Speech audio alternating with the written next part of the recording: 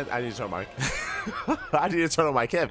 And welcome back, everyone. Welcome back to another week, another edition of the Sparkling Tuna Cup number 54. I'm of course VIP, and with me I'm joined by these amazing players, the people in the chat, and my plushies as well. Welcome, everyone. Welcome to something that is not Home Story Cup. We've been covering the Home Story Cup B stream over the past 2 days, and Home Story Cup is later tonight, the playoffs and the finals, and day 3 is going to be taking place in a couple of hours. Until then, we're live with the Sparkling Tuna Cup, our weekly open tournament, weekly open bracket. And here we go, sporting in the top left hand corner of Oceanborn, we have our orange Terran player representing Team Hyper 1 from the land of South Korea, living in the land of Japan. It is Hon Mono.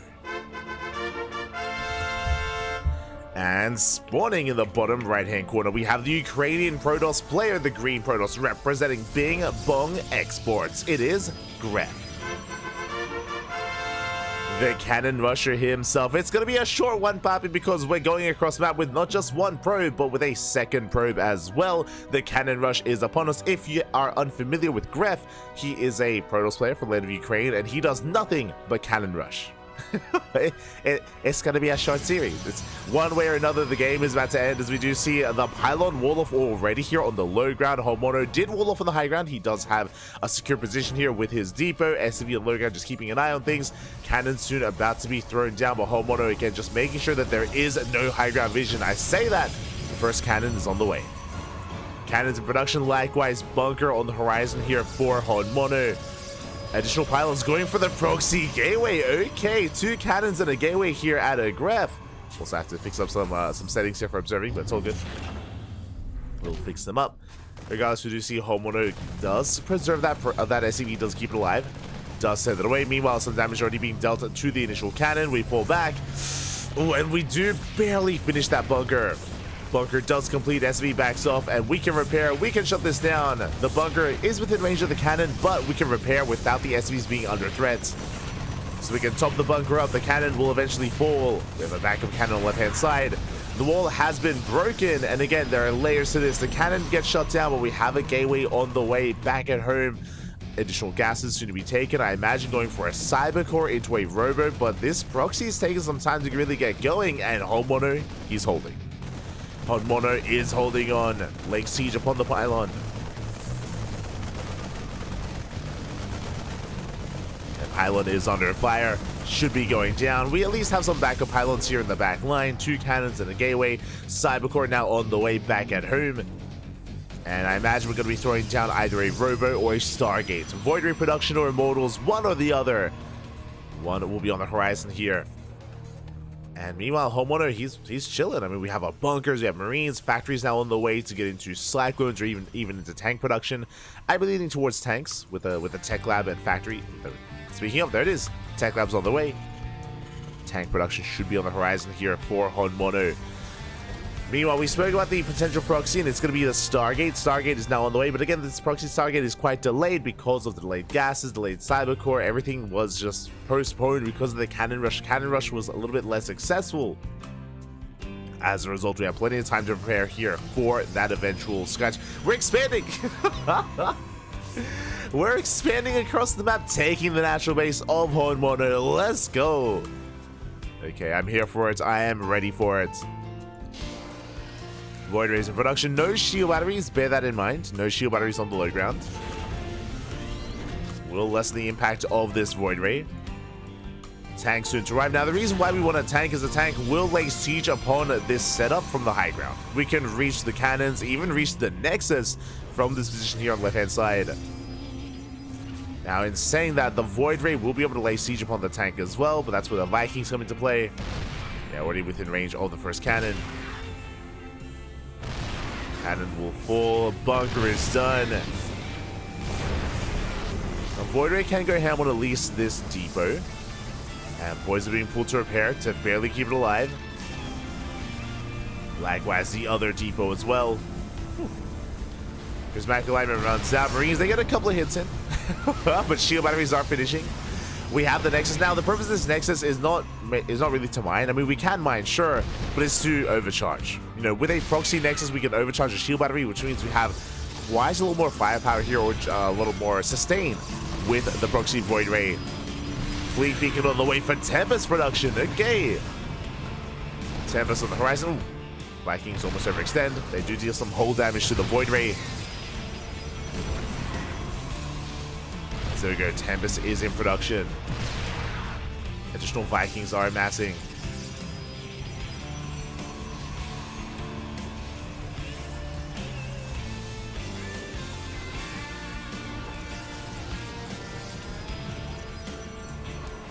Vikings are amassing. We're up to 4, soon to be 5 Vikings. I mean, we have plenty of Vikings here. This army can't really threaten us, but the Tempest can. You know, Tempest with their extended range are going to be able to pick away at the Vikings, the depots, the tank. Ooh. Void Ray takes a lot of hits, but the Tempest does reign supreme. As I say, that gateway does fall. And it's going to take a while for the Tempest count to really get high enough. Tempest does take a bit of hull damage. Shut down one of the voids. The Void Ray overextends. Took down 2 Vikings in the process. Not sure if that was quite worth it. Now the Tempest is on its own.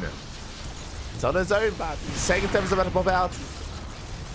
It is on the way. We did just overcharge, and the Tempest falls. Still down to 1 Tempest. That's all we have.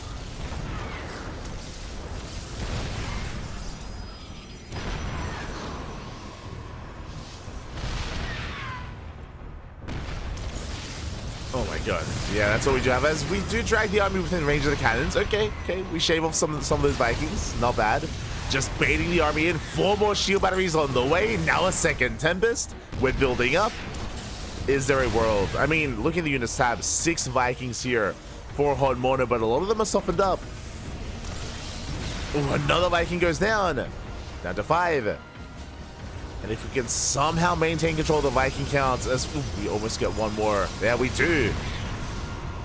Just maintain control. We can build up as a 3rd Tempest is building up. Uh-oh. Now we've reached a stage. We have 3 Tempests. We can be a little bit more cavalier here with how we move out. Overcharge is now available again. Tank is getting some hits in, but we may opt to soon focus it down. As the tank is being quite a nuisance. Yep, there we go. Tank takes some hits. Ooh, tank falls. Low ground is safe and sound. We're now down to 6 Vikings. Soon to be 8. The Viking count is building up. Oh my god. Almost overextending. We now have 3 Tempests, getting up to 4. On one across the map, going for an eBay block, just ensuring that there's no expansion. I mean, we already have an expansion, to be fair. You can always try to recall and main out over. So salvage on the bunkers. Oh god, we need to be careful with the rally. we need to be careful, very careful with the rally. 8 Vikings. Shield batteries are encroaching. Homeowner is still stuck in one base. He could try to sneak out a ninja. We could try to float up the CC and take another expansion. Speaking of, there we go. He's floating over. He's floating over to the right-hand side, taking that ninja base. Vikings still amassing. Again, double starport production, making 3 Vikings at a time. Up to 10 Vikings.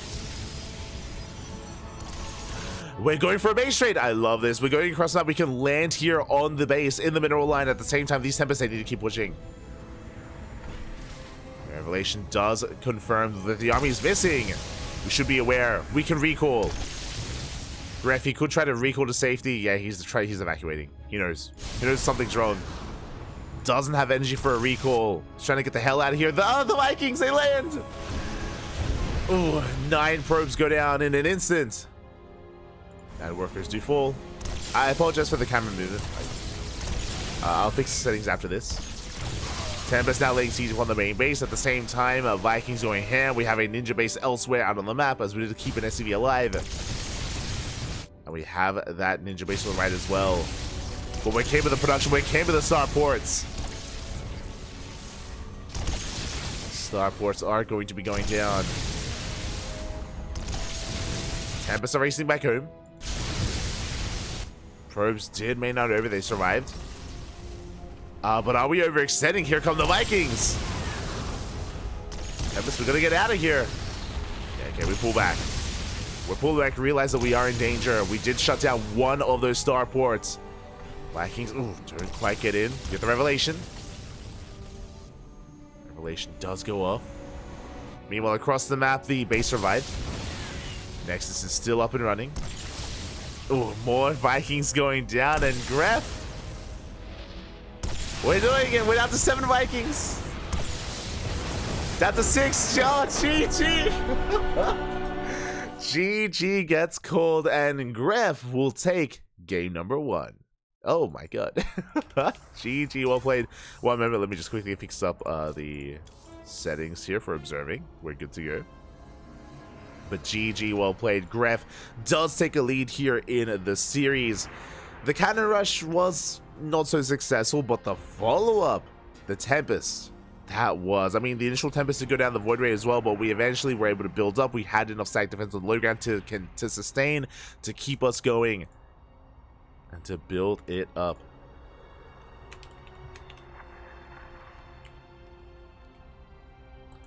And with that, we're getting into our next game. We're getting ready for game number 2. Does it all end here, or can we bounce back?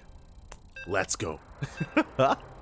Let us go. A wild ton of events. Again, Homono, he is one of the stronger, if not the strongest Terran player in the bracket. I mean, I say that. Homono and Nickrat. Homono and Nickrat, they are the 2 Terrans that typically go for deeper runs in our tournament series in Sparkling Tuna Cup. And Homono already down in the first round. Can he bounce back? The pressure is on.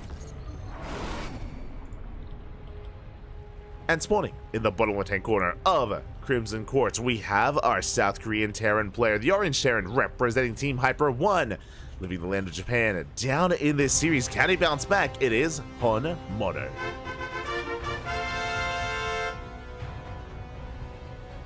And spawning in the top right-hand corner, we have as opponent, we have the Ukrainian Protoss player, the Green Protoss, representing Bing Bong Exports. The Cannon Rusher himself, once again, I imagine setting up for a forge. It is Gref.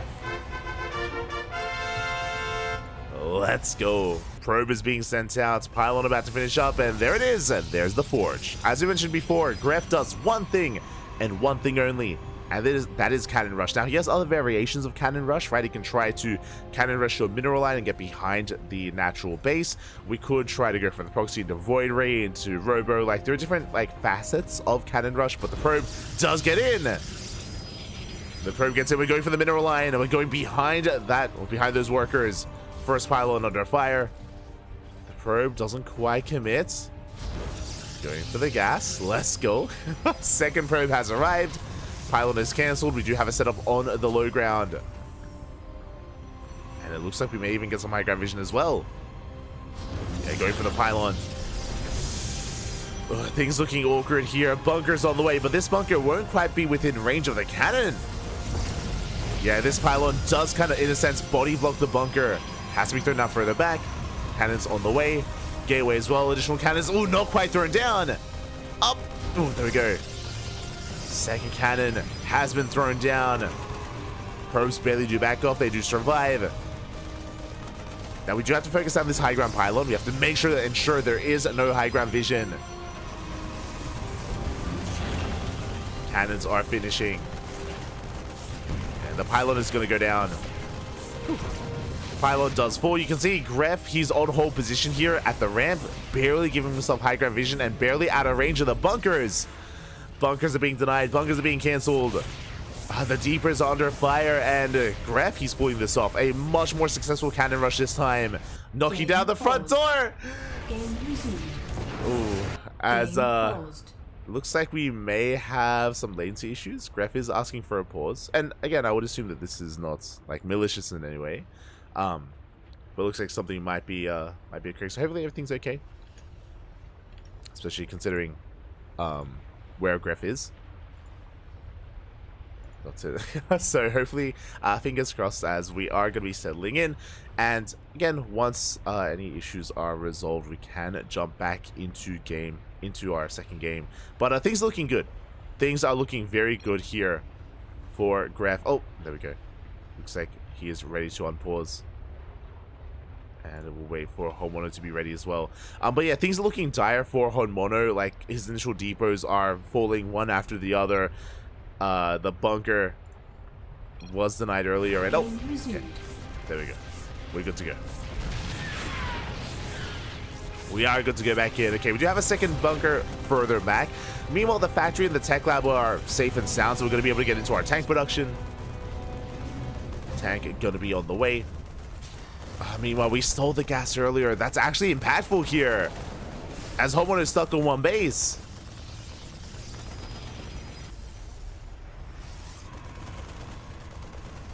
Is stuck on one base, and the shield battery, sorry, the gas geyser is being cleaned up. Starport on the way. We don't quite have the gas for it, but Homeowner will eventually make a tank. And from here, we can go for the Cybercore. Yeah, we're taking extra gas as Cybercore has been thrown down. Gref can once again go for a Stargate. Things are looking a lot stronger here for Gref this time. Homeowner still struggling to even saturate on one base. Making as many workers as he can.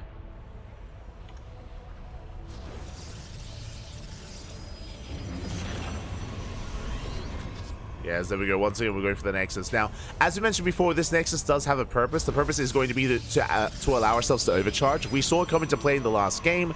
I see Easy Fuel in the chat talking about taking the natural base. Like, there is actual like purpose for it. We saw it come into play. It did help keep the Tempest and the Void Rays alive because we had overcharges for the shield batteries. Speaking of, shield battery is on the way. Alongside the Nexus, we will have the overcharge. Oh boy.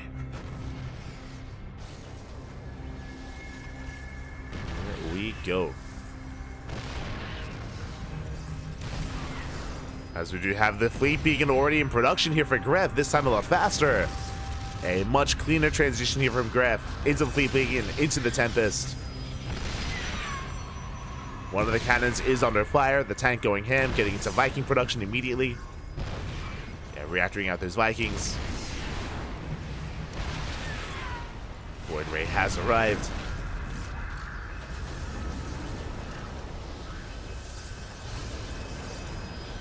Chat, Gref, he's an animal. He is. So is Hon Mono. Like, they're both animals, Pappy. They're both animals. It's beautiful. As the tank is gaining ground, we got a cannon. We're now getting a second cannon as well. Void Ray staying back. But the Tempest is almost, it's getting there. Almost halfway done. There's a tank now within range of the gateway. And Homeowner is slowly breaking out, getting up towards how many Vikings? 4, soon to be 5 and 6 Vikings. That Viking count getting quite high, even going for a Cyclone. Okay, but now we have one Tempest. Now we have the first Tempest. We can chip away at the army. Ooh. Be very careful here. How we do want to approach this. We have 4 shield batteries in the back line. Soon to have that overcharge available.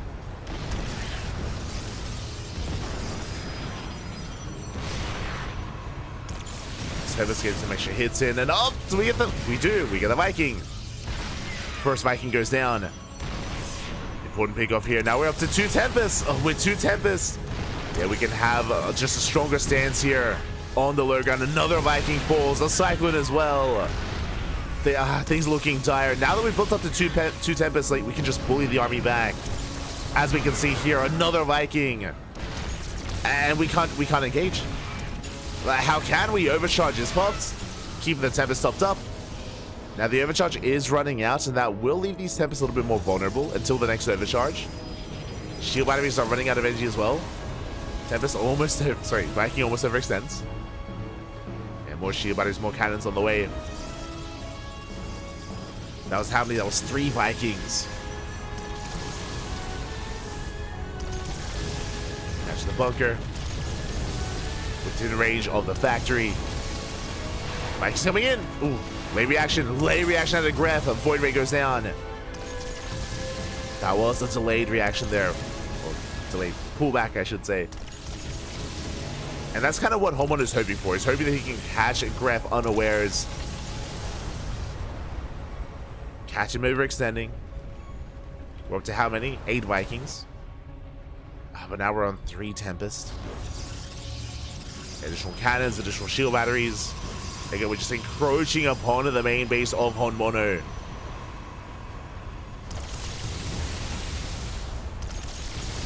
Up, we're going in. Oh, we go for the dive. Don't quite catch the Tempest. Not yet, but we're on 10 Vikings. Now down to 9. 9 Vikings.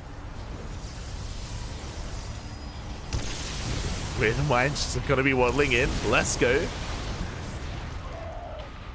Withermine does waddle in. We're built up towards 5 Tempests.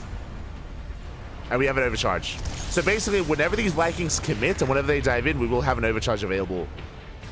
With the Nexus, it has reset to keep the Tempest alive.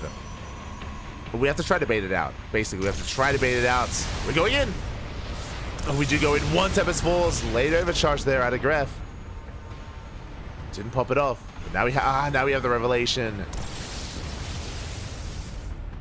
Those curious. Tempest, they shoot farther than they can see. They do have a longer range. And with the revelation, yeah, they have eyes on this. Oh my god, from across the screen. Yeah, the revelation is so invaluable here to Gref. Waiting for the next revelation. Meanwhile, we've built up towards, once again, 10 Vikings. Up! Oracle goes down. Not a bad pickup. Here goes down, overcharges popped. Ooh, more Tempest falling. We have to make use of this overcharge. It's about to run out. And can we get the tank? Not quite. Oh, we can. Yeah, the tank does fall. Vikings moving in. Tempest is saved. Now we're down to 6 Vikings. Oof. Still making 2 at a time. Still rebuilding. But that Tempest count is just getting higher and higher. Up! Can we get one? We can. We get 1 Tempest. But at this point, it may just be too late. 5 Vikings here for Honmono. The Vikings swiping away on the low ground. GG. Gref will take the series 2-0. Taking down Honmono. GG. Oh my god. Gref, the cannon rusher himself, he does it again. Both in game 1 and game 2. Now, game 1 was closer. Game 1 was Honmono. He was able to have a fighting chance, able to slow down the cannon rush, able to get some momentum ahead of time, snipe the initial Void Ray, build up a Viking count, and go for the base trade, and even get a Ninja base as well. But here in game 2, it was a much cleaner cannon rush from Gref. He was able to deny the bunker from getting within range of the first cannon. He was able to even get vision on the high ground and force the bunker further back. Like, it was a much more successful execution this time out of Gref. Much more cleaner and much more dominant. GG. GG, well played. Congratulations to Gref as he does take the series. And with that, we are getting ready to follow Gref into the next round. Oh boy. We are getting ready for it. Exclamation mark B in the chat if you guys want to have a look at the back yourselves. Let us switch on over and catch up. Well, let us switch on over and catch up. You can see here from the top, we have Nightmare. Nightmare is going to be the highest rated player in tonight's tournament. I don't know if I would call him the favorite player. Actually, I would. Okay, sorry, I thought Cristiano did sign up, but Cristiano did not check in. As a result, Nightmare going to be coming in as the favorite player. He is, of course, the Korean Protoss player, often a part of GSL, and one of the best Protoss players in all of South Korea. And he's there up against Adam in the first round. Scrolling down to Eva, took down Rebellion 2-0. Big win there for Eva. He's going to be waiting for either Nightmare or Adam, most likely Nightmare. The question becomes, can anyone stop Nightmare? In the past, it has consistently been Cristiano. We've seen Cristiano time and time again defeat Nightmare, but Cristiano, he is not here this week. This week, he is not here. This week, we have the opportunity for other players to step up and look to face off against him. So best of luck to everyone else here to see who can bring Nightmare down. Scrolling down, we have Art. Art took down Praetor 2-0. Art, the Polish Protoss player, waiting in the next round for his next opponent, waiting for either Nickract or Dash, as that is a TVP currently ongoing. I mentioned earlier that even though Honmono went down, Nickract is the other Terran player that we look to make a deep run. So best of luck to Nigract to have some Terran representation in the upcoming rounds of the Tuna Cup. Best of luck to Nigract. Scrolling down, we have Wayne. We have Wayne versus Tortuga in the chat. Tortuga, do love to see it. They're currently mid-series. Wayne going to be, I would say, Wayne, I guess alongside Eba, the two Zerg representatives. I say that, I don't know if Eba's going to be off-racing. Eba could be playing Protoss. So, yeah, we'll see. We'll see what Eba does with that. Scrolling down, we have Farmi versus Azura in a PvP. Farmi, of course, a Korean Protoss player. Best of luck. It's great to see Farmi once again. It's been a while. Honestly, it's been a while since I've seen Farmi. So I do appreciate it.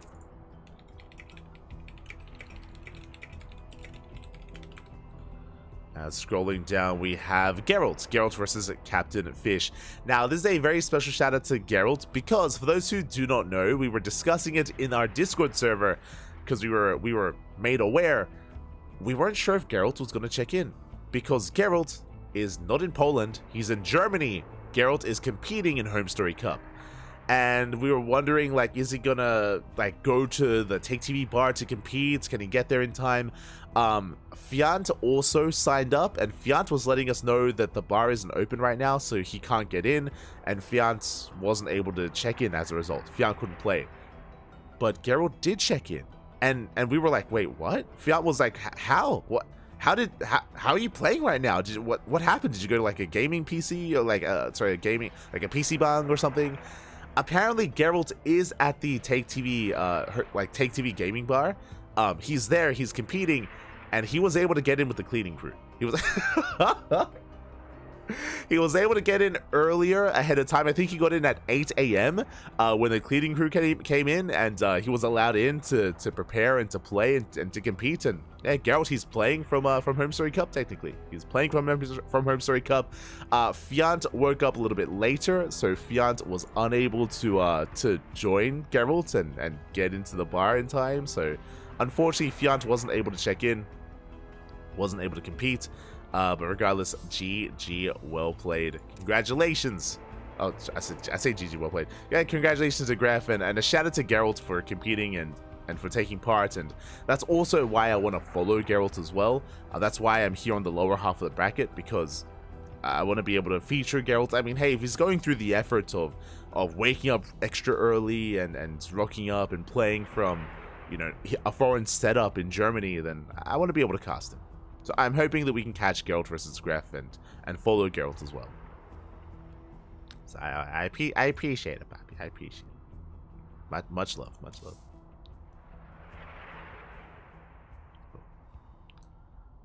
So yeah, with that we have our brackets. We do have our brackets set up here. As a reminder, we also have a random raffle as well before the finals. Before the finals, we will have a participation raffle where all the players that did compete tonight will be eligible to earn 5 USD. So we got you covered. We got you covered there.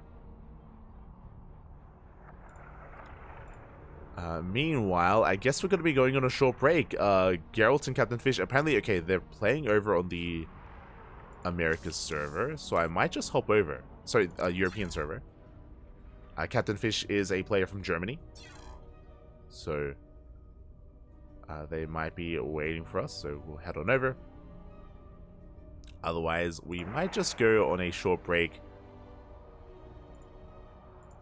So we bide our time and yeah, might just go on a short break while we wait for our players to wrap up and get out of game. So yeah, take this moment to stretch your roaches, hide your hydras, massage your marines, and drain your disruptors while we get ready for our next round, for our next match. Catching up in the chat as well. The passion, Bobby, the passion. Farmy's a legend. He's a legend, Bobby. He's a legend. Eba played PvP. Thank you for letting us know. Thank you, thank you. Yo, shout out to Rex. Rex, what are you playing in the tournament? Rex, what are you playing in Sparkling Tuna Cup? Shaking my head.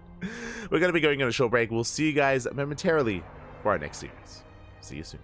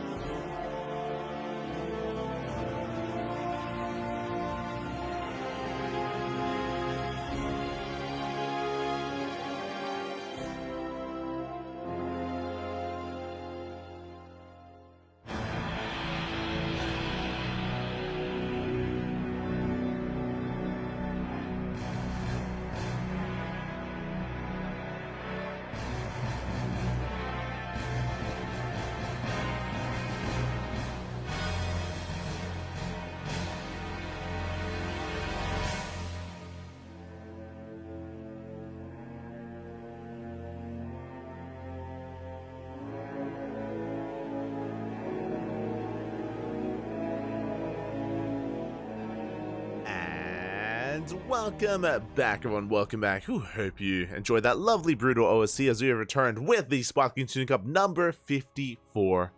Second match, second round here. For those that are just tuning in, we are not casting Home Story Cup today. It's still in a couple of hours. We are instead covering our weekly open tournaments. We have some Koreans, we have Europeans, we have players from all around the world competing here tonight. Exclamation mark B in the chat if you guys want to have a look at the bracket yourselves. We have quite a stacked bracket here tonight, and we have our PvP, our second match of the evening. And spawning in the bottom left-hand corner of Dynasty, we have our Polish Protoss player, the blue Protoss representing Sidestorm Gaming. It is Geralt. And spawning in the top right-hand corner, we have the Ukrainian Protoss player, the teal Protoss, representing Bing Bong Exports, or Hasu Gaming. It is Gref. We go, and as you can imagine, I mentioned before, and if you're maybe just tuning in for the first time, welcome to PvP, welcome to Nothing But Cannons. Gref, he does one thing and one thing only. He is a cannon rusher in every single matchup against Zerg, against Terran, against Protoss. Doesn't matter who you are, he will attempt to cannon rush you, and so far has been successful. He was able to bring down Hon Mono 2-0. Forge has been thrown down, a probe is being sent across the map, and the pylons have already been set up. Have our two pylons in the main base. We catch the probe. No, the first probe has fallen, but we still have one more coming in. Massive big off there from Geralt. Can he shut down the probe? Can he deny the cannons? So far, Geralt walling off. He does fully wall off, ensuring that there are no cannons here on the other side of the wall. We do get on top of the secondary pylon. Gas is being taken, more boys being pulled. Oh, can we shut down the probe? It's so close. Oh, so close yet so far. The probe barely does escape, but it's quite low. It's taking a lot of hits, it's taking a lot of damage. The probe is being forced away. And again, if we can focus down, if we can shut down this probe, then we can end the game. Zealot has arrived, and it looks like we've defended. Geralt, at this one, he has defended, especially with the Zealot. We should be able to shut this down without too much issue. Gref, oh yeah, the probe does fall, and GG gets called. Geralt will defend, will survive the cannon rush and take game number 1. GG. Let's go. GG, well played. Geralt will survive. We mentioned before, a shout out to Geralt. For those who are unaware, Geralt is not playing from home. He's not playing from Poland. He's playing from Germany, as he is at Home Story Cup. He was competing in Home Story Cup yesterday and the day before that. And Geralt is playing from the Take TV gaming bar. Is playing from the gaming bar. Here we go. We're getting into our next game.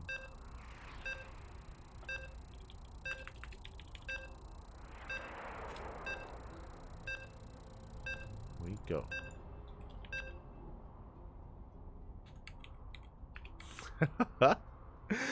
And Geralt, he's letting us know that, hey, you know, yesterday he was actually doing some cannon rush practice as he was playing a lot of games against Boanan, another fellow cannon rusher. So Geralt, he's ready, he's warmed up.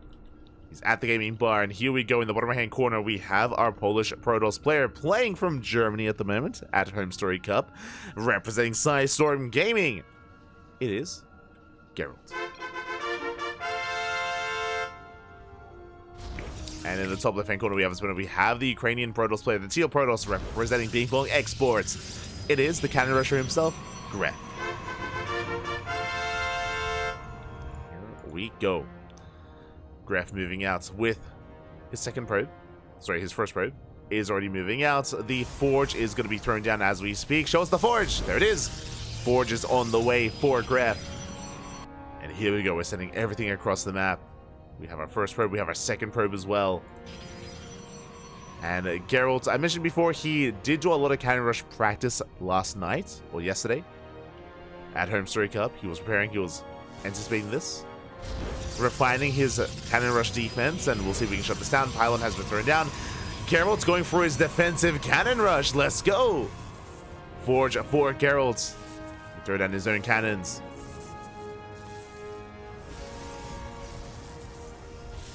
Meanwhile, the second probe has arrived. Cannons on the way on the low ground. They're already being set up here by Grab. Oh, but Geralt walls off. Let's go. Geralt, he fully walls off.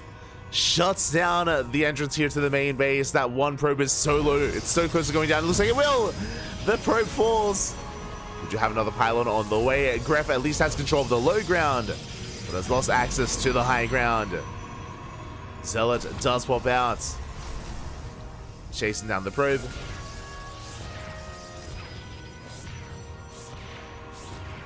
Is going to chase it back. Cannon laying siege upon the gateway.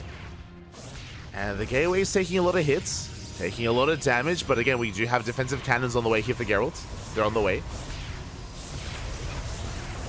He's a trooper. Break into a bar to play. He did. The passion. He knocked down the front door. He disguised himself as a cleaner. He snuck in. Ocean's 11. He hired Fiant to distract Take. And then Geralt, he swiped the keys. That's canon. Speaking of cannon, the cannons are actually taking down the initial forge, the gateway as well. Like the gateway and forge are under fire. Ref getting damage done. Achieving quite a bit so far. At the same time, we have a defensive cannon back at home.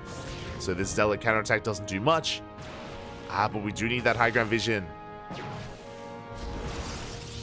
Do need that high ground. Another cannon on the way. Oh! Shots going up. Nice probe taking a couple of hits. Cannons on the way. Cybercore does finish up, which means we can go for a proxy Robo or a Stargate. What do we go for? The Robo or the Stargate? We have our answer. The Robo is on the way. It's going to be proxy Robo out of Graph, going for Immortals. As cannons are going to be depowered. We got the first cannon. We're going to be able to go for the second. It's hard to see how Gref can really gain any ground here. Ooh, as we turn up bleeding out of probe. Do have a secondary line of cannons here. Robo is about to finish, but the Stalkers, they bust down.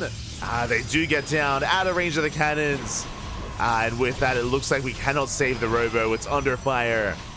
We do have additional cannons on the way. We can ignore it though. We can just back off. There is a corner here where we can just sit, chill, and lay siege upon the Robo. Yeah, the cannon does nothing. The Robo goes down, and there's nothing left. There's nothing left here for Graf. He had success against Whole Mono, but here against Geralt, he's being shut down. GG. It was a place for stalkers. It was. GG, well played. And in the end, Geralt will take the series. Congratulations here. Congratulations. Geralt, he was practicing against cannon rushers yesterday and just so happened to face off against a cannon rusher here today in the Sparkling Tuna Cup. Congratulations, Geralt will advance on and Gref will bow out of the tournament. Here we go. And with that, we have some updates. We do have some updates on the brackets. We may as well hop on over and try to catch some of those. Heading over to the Americas region. And exclamation mark B in the chat if you guys want to have a look at the bracket yourselves. If you guys do want to get an eye on the matches that are currently taking place. Alright, what do we got? Who do we have? Just making sure we don't get left behind, but here we go from the top. Oh no, we just missed one. We just missed the game. But from the top, we have Nightmare still up against Atom in a best of series, I believe. I don't think he has started against Eba, from my understanding. So I think that's still mid-series. Eba waiting for the winner of Nightmare versus Atom. Meanwhile, we have Nickrack. Nickrack took down Dash 2-0, and Nickrack now up against Art in a TVP best of 3. Scrolling down, we have Wayne. Wayne took down Tortuga and is up against Farmy in the next round. Farmy did go to the ace match against Azura. Azura, of course, the Italian Protoss player, did go all the way to game 3. Farmy is a Korean Protoss, and Farmy now up against Wayne in the quarterfinals. Winner goes up against Geralt. That's what I was referring to. Farmy and Wayne, they just got in. They're in game for 2 minutes. They just got into the game. I switched servers and I saw that they've been in game for 2 minutes, so we just barely missed them. But we can try to catch them. We can try to catch Wayne and Farmy in either mid-series or in the next round. So yeah, the tournament's getting underway. Most of round 1 has concluded. We're getting ready to dive into soon the rest of round 2. So my goal currently is to catch Wayne and Farmy. That's my goal right now, is to catch them mid-series and follow them into Geralt, and then we can head on over to the upper half of the bracket. We got some solid players. You know, we got Art, Nigracht, Eba, Nightmare, and Adam as well. So wish them all the best. But yeah, I'm mainly looking at Wayne and Farmy to follow them into Geralt. Both semifinals will be covered. They will be casted. That is the plan here on our stream. It's usually how things go in the Sparkling Tuna Cup.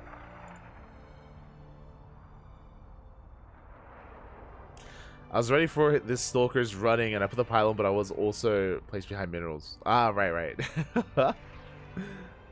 GG, Graf. I see Graf in the chat. GG, you played well. Especially against Homemono earlier. Did do well for yourself. Went down to Geralt, but regardless, GG.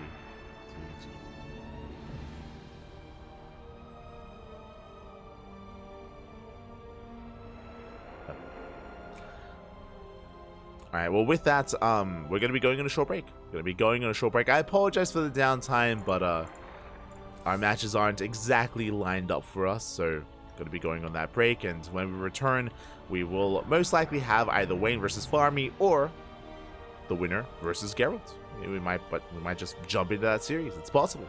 We'll see. See you soon.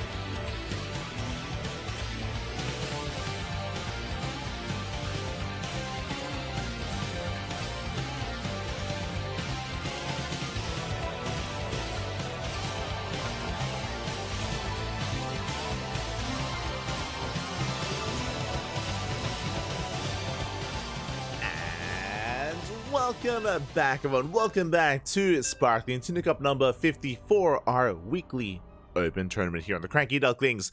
We are jumping into our very first semifinals of the night. We are already here. It's been a bit of a shorter broadcast, only an hour and a half in, and we're already here at the semis, and we're jumping into a PvP as spawning the colors. Let's go!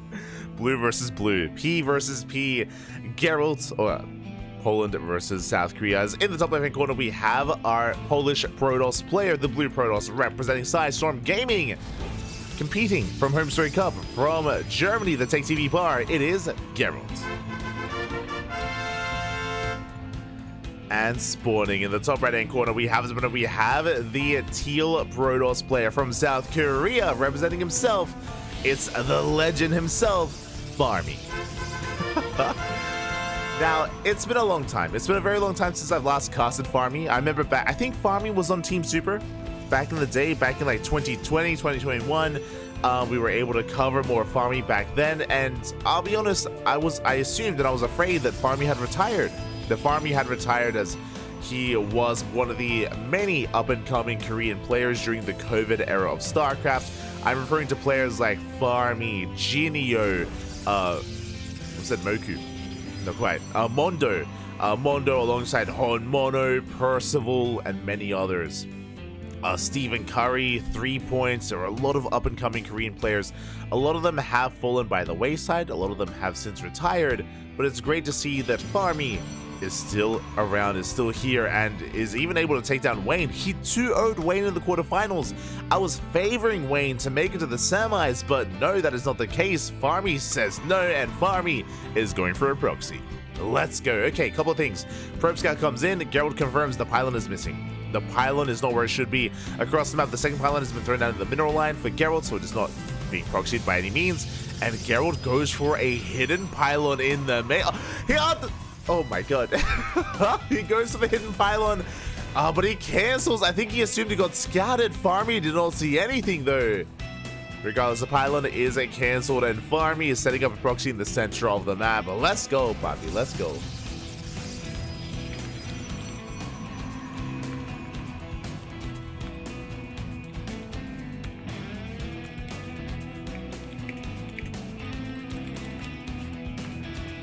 As we are going to be settling in, it is going to be the proxy rover in the center of the map.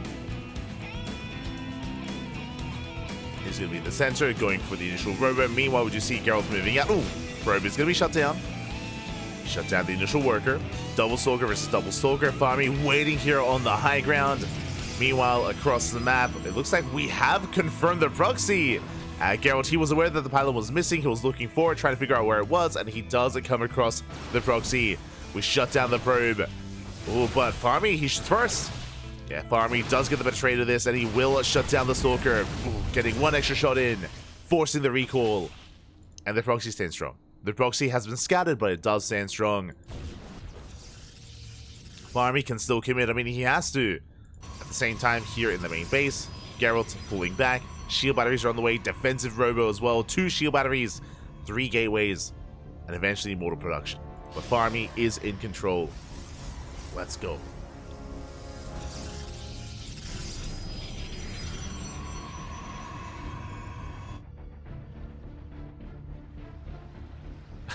Let us go.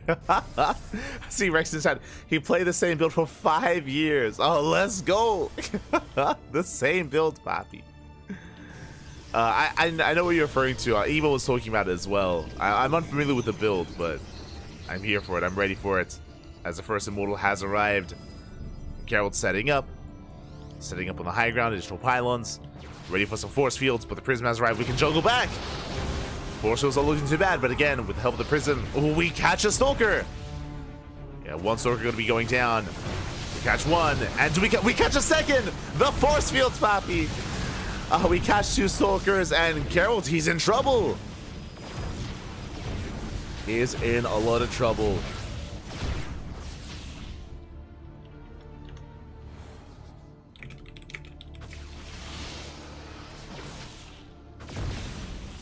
The gateways are going to be going down. First gateway going to be falling. Ooh, so far, Geralt holding the line. Holding the line. We sniped the Prism. Oh, a bit of an overextension here out of Farmy. We do overextend. Geralt holding on. Now he has his own Immortal. He has the high ground. He has Shield Butter. He has Nova Charge. Geralt is holding on. And Farmy, he has to back off. He has to wait for his next Robo. He has to wait for his next Robo unit. What I meant to say, his next War Prism.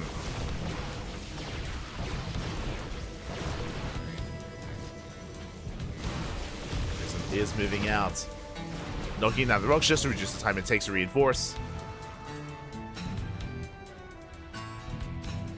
And Geralt does get across the map. Oh my god! Does get across the map with his own War Prism, but Depths, they do sneak in. Probes are going down. And now we have to commit. We have to go in. Force Field going to slow him down, but the sentry was sniped. Another backup sentry on the way. 13 probe kills. Adept still wreaking havoc. And Farmy completely all in. Completely at this point. There's no turning back. Not anymore. You see, he's trying to force our way over. The Prism does take some hits. Does take some extra hits. Overcharges popped. We can focus on the Shield Battery. Shield Battery goes down. Yeah, we focus on the Shield Battery. Probes are falling. And even though Farmy has no economy back at home, he's breaking through. It is 3 versus 3 though. 3 Immortals versus 3 Immortals. Once again, the Probes are pulling in. It'll be forced off the middle line. We can focus down 2 Immortals. There's 1 left. 1 Immortal remaining. That's all we have. And Geralt is going to lose it. And with that Farmy, he's snowballing out of control. He has too much. Looks like he has done it. Yeah, the Probes, they do nothing. They do nothing to this army. Ay. And again, even though the Adepts did well across the map, Farmy, he has broken the back of Geralt. Not like this. GG gets called. GG gets called. And Farmy takes game number 1. GG. GG, Poppy, GG. Farmy coming out of left field with the proxy. He was scattered, but his control is what was able to shine in that game. Was able to barely break through, was able to catch a couple stalkers here and there, was able to bust into the main base, was able to break the defenses of Geralt. With that, Farmy is 1 game away from making it into the grand finals. Oh boy, uno más, papi, uno más.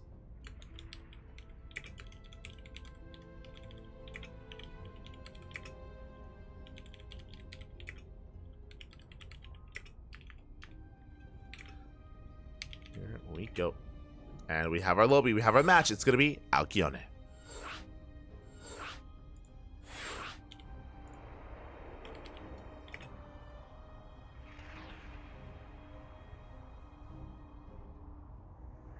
We are going to be loading in. Players are ready. You can hear the beeps. Potentially the final game of the series. I mean, I'm hoping we can have an ace match. I'm hoping we can bounce back. We'll see if we can. We'll see if we can. See in chat, interesting. Very rarely hear about upcoming Koreans. Yeah, it's one of those things where I guess if you, especially if you don't watch our channel too often, then you might not see many of them, but we try to feature them as often as we can. Again, over the years we've casted a lot of 3 points, a lot of Hon Mono, Stephen Curry, Mondo, big fans of Mondo here, Genio as well with our best of 7 show matches, with our Club Envy X Duckling Showdown. Yeah, we've always been one to champion and to feature the amateur and up and coming Koreans. As I mentioned before, a lot of them rose up and were mainly active in the COVID era of StarCraft in 2020, 2021, and 2022. In the advent of 2023 is where a lot of them did start to fall by the wayside and start to retire. So again, if you missed out on that era of StarCraft, then you may have missed them, but we're jumping on in, and one of them is still here, one of them is still active, and in the bottom left-hand corner we have as opponent, we have our Polish Protoss player down in this series representing Psystorm Gaming. Can he bounce back? It is Geralt. And spawning in the top right-hand corner, we have as opponent, we have the South Korean Protoss player, the Teal Protoss, representing himself, currently teamless, but up in the series, 1 game away from making it into the grand finals. It is Farmy. Let's go. Let us go.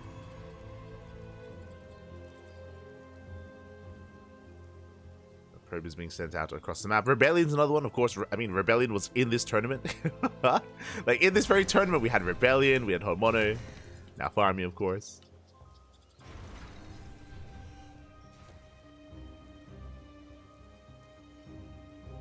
We are moving out.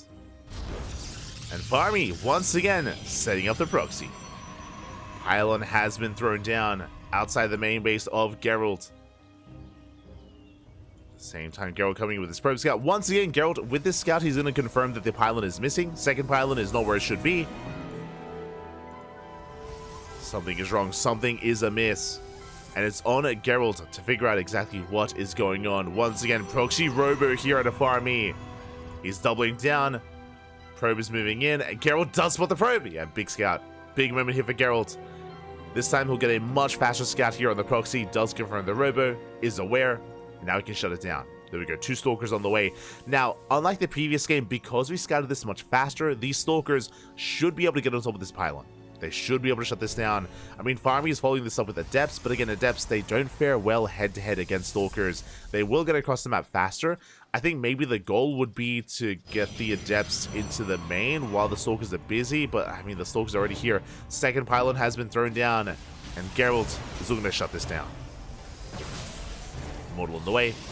Ooh, the probe taking some hits. Yeah, the probe zoned away from the proxy location. Oh, can we get another pylon? We cannot. We cannot get another pylon. Adepts have arrived. Immortal's halfway done. Oh, it's halfway done. Looks like it will finish. Whew. We got a pylon, but we had a second pylon, thankfully, from Farmy. Adepts will get away.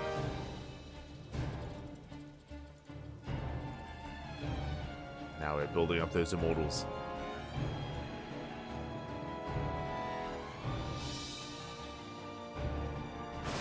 So Immortals have arrived. They're going to be forcing back those Stalkers. One Adept does fall.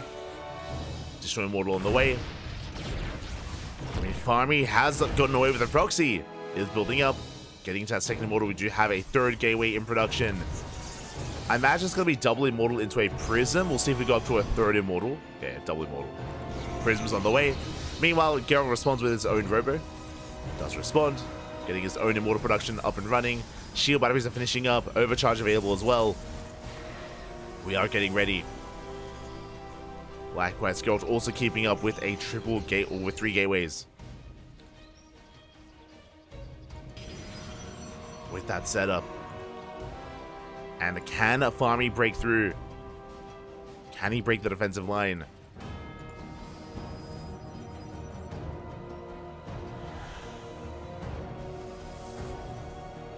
As the Prism! No! Oh my god. The Prism does take a lot of hits. Thankfully, no Stalkers. But the Prism does sustain a lot of damage. Likewise, the Prism of Farmy, who has to back up. Taking a lot of hits. Keeping the orange. Juggling is looking good. We do make our way into the main. But there are too many Stalkers. Too many Stalkers. DPS is just too damn high here for Geralt. We have to back up. Additional Adepts on the way. Going for the mineral line. Nice force field. We catch a Stalker. We catch one. But it's still 6 Stalkers here for Geralt. The Prism is under fire. Oh my god. We do take some shit. We do take some hits. We tank some shots. We're running out of armor. We're running out of units. We shut down the Prism, and Geralt will clean this up. The Prism, the Immortals, they all fall. And Geralt holds. GG gets called, and we force the ace match. Oh my god. GG. GG, well played. Again, a much faster scout from Geralt. He was able to confirm what was going on, and a much cleaner response as well. As Geralt will not be done dirty 2 games in a row with the same build. Not 2 games in a row. So GG, well played. Geralt, he shuts it down. He does survive. And now the question becomes, do we go for another proxy robo in game 3 for Farmy? Does he do the same build again? I know that Rex was alluding to Farmy relying on the same build over and over again, at least in certain matchups. I wonder if that's the case in PvP. I've heard that for PvZ, for the PvZ matchup, but we'll find out. We will find out. Oh. We're getting into the ace match on Oceanborn. Let's go. all ends here. Meanwhile, the upper semifinals is yet to be ready for us, but once we wrap up with this series, we'll be jumping into the upper semifinals soon thereafter, then into the grand finals. That is the plan. And here we go, spawning in the top left-hand corner of Oceanborn. We have our not quite South Korean, our Polish Protoss player, the blue Protoss, representing Storm Gaming, tying up the series, surviving the all-in, and forcing the ace match. It is Geralt. And spawning in the bottom right-hand corner, we have his opponent. We have the South Korean Protoss player, the Teal Protoss. Already took down Wayne 2-0, is forced into the ace match. Can he go all the way to the finals? It'd be wild if he could. If he did, it is Farmy. I believe this is the furthest that he's made it in a Sparkling Tuna Cup as well. I don't think we've seen him make it to the semifinals, so already an impressive result, already impressive games here from Farmy. But so far we've relied on the same build, 2 games in a row. It's been Proxy Robo into 1-base all-in. This time, what are we going for? No Proxy? No Proxy? Okay. We keep the probe back at home. We're going for a 2-gate opener. Probe now moving out. But I believe we should be setting up another pylon here at home, correct? We'll see. We shall see. Farmy moving out with a probe scout. Similarly timed here with Geralt. Shout out to the Sparkling Tuna as well. Ah, it's beautiful. Sparkling. And Farmy does end up avoiding that probe, turning back around. Interesting, going for a very interesting proxy location. Okay, now we've seen this location used before.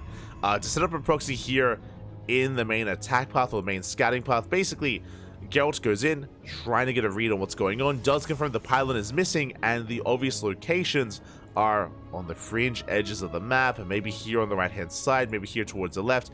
In the center of the map, this is one of the last places you check. It is one of the last places, so as a result, this has become a trendy location for a proxy location here in the center of the map. We'll see if Geralt does find it. We'll see if he does come across it. You can see, again, he's checking the same locations. He's scouting here towards the northern portion of the map. Likewise, the second probe goes out towards the southern portion of the map. The last place you check is in the middle. Oh boy.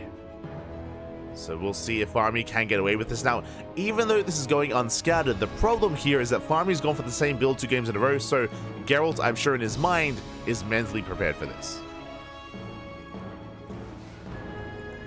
Stalkers are moving out, probes are still scouting, scouring the map. Gateway's being set up. Geralt, do we go up the ramp? Not quite. Yeah, we're checking towards the left instead. We've literally scouted everywhere except for this location. Pylons being cleaned up, adepts are spotted. Back at home, Robo Opener, safety shield battery, second gateway. Very nice setup here. So even though Geralt hasn't confirmed, he's now about to find out and he's getting ready. The problem though, even though we are setting up defensively here for Geralt, or a bit of a supply block, he won't be able to delay the expansion, he won't be able to delay the proxy here, won't delay and shut down any pylons or the robo. But Geralt is now aware. Well, the best defense is good offense. We're going to be avoiding the proxy, we're going for the main. We're going straight for the main base instead. And this is going to force a reaction. Does Farmy commit, or does he turn around? Bearing in mind that Geralt can always recall. He can recall back home. And Farmy turns around. He turns back around. One pylon going to be falling. Farmy forced to back off. We could force field the army. And we do. Yeah, there's that recall. Can we catch a Stalker? We do not. Whew. Very nicely done here by Geralt. He killed a pylon and he forced the army back. He bought himself some crucial time to build up towards his own immortal. So very nicely done here by Geralt. He didn't kill anything major. He didn't like snipe any major units, but he bought time, and time is of the essence. I was getting ready with backup pylons, backup shield battery. So 2 shield batteries in the main base. Sorry, 3 shield batteries in the main base. War prism as well, so we can juggle back. We can micro. Force fields do catch some of these already. Oh, Stalker and 2 sentries. Brutal pickoffs. Ay, ay, ay. Not the best start here for Geralt. Likewise, Farmy microing back, bleeding out an Adept. And yeah, bleeds out another Adept. This army is so low. Like, Farmy's done a good job at preserving it, but he's bleeding out too much. A lot of Adepts going down. Another one gets caught out. We have to back off. Additional Immortals. Farmy being a little bit careless here, bleeding out. Was that a Sentry? Yeah, it was. Sentry does fall. We do get a gateway. And now we lay siege upon the other. Up to 3 Immortals, we force with the ramp. But Geralt can pull back. And can micro himself. Gateway does fall. We're down to 2 gates. 2 gateways left here for Geralt. 1 behind the mineral line, 1 on the front lines. It's going to be focused down. Nice force fields. Ooh, the Prism is taking a lot of hits. It is so low. We do catch a Stalker. Another Stalker as well. Geralt is in trouble. Overcharge is popped. A bit of a moment of desperation. Do have the overcharge. Geralt no longer has any anti-air. The Prism can be a little bit more cavalier. Sentry on the way. Backup gateways. We do force with the ramp. But again, we're juggling over. Yeah, we're breaking in. And Farmy making his way into the main base, getting on top of the army. Oh, trying to warp into desperately another sentry. And do we have enough? The juggling, Papi! So far, it's looking good. But they're so low. The Immortals are so low, they take down another Immortal. We're down to 2. Farmy does bleed out an Immortal, bleeds out another. Immortals were distracted by the Adepts, but a 3rd Immortal has arrived. Geralt has 1 Immortal left. He's running out of steam. He's running out of units. Farmy, I think he's done it. I think he has done it at this point. Warping into the face of Geralt and knocks down the pylons. Overcharge is popped. Do you have the overcharge? We have to respect it. We have to back up. But again, this is all we have left. 2 units. Sentry, Zealot, and an Immortal. That's all we have. GG. And Farmy does take the series here 2-1. Making it to those finals. GG. GG, well played. And with that, Farmy will take it. We'll advance on. Unfortunately, when it comes to our server rules, we do have West, Central, West. And yeah, that is what Geralt was referring to there when it came to the server of choice. And ping can be a factor, especially if you're not used to it, especially if it's not something you're accustomed to. And with that, Farmy does take it in the end. Farmy does advance on into those finals. GG. GG, well played. And with that, we are getting ready for our upper semifinals. Ooh, we are ready here. Okay, we're getting ready for a TVP.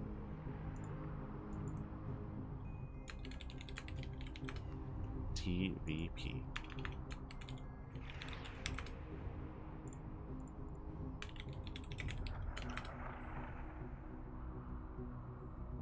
Moment.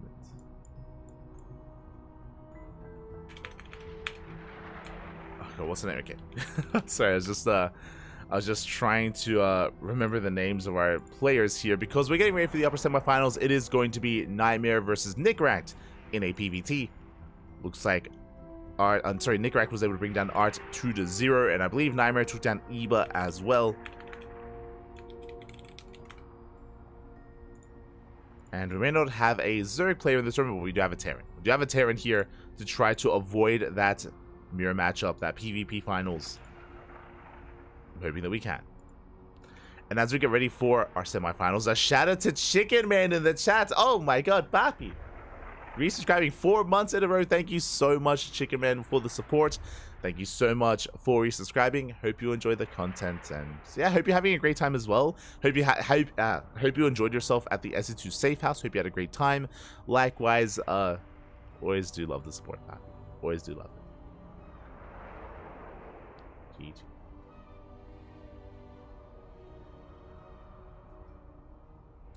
We need to cast it together one day. Once again. We had a couple of weeks where we were able to cover ESL Asia together, but it's been a while. Hope you're doing well. Hope you're doing well, Bye. Take care.